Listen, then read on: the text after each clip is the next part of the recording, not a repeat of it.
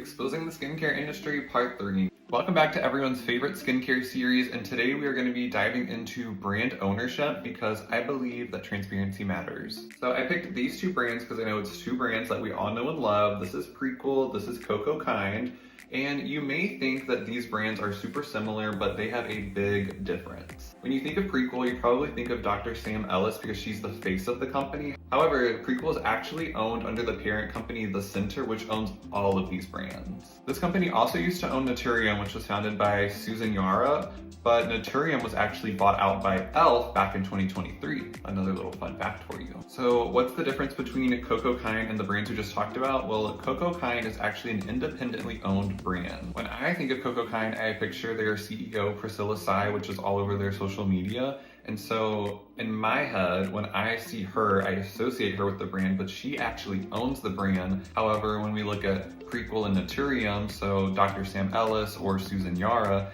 they don't actually outright own the brands the same way that Cocokind does. Okay, but why am I bringing this up? There's absolutely nothing wrong with purchasing from larger parent companies. However, for me personally, supporting an independent brand just gives me that like shopping local feeling where you're giving your money to a smaller brand versus a large corporation. Does that make sense? It just makes me feel better to support these independently owned brands, and it makes me feel more connected to like their missions and their values and the things that they talk about on social media.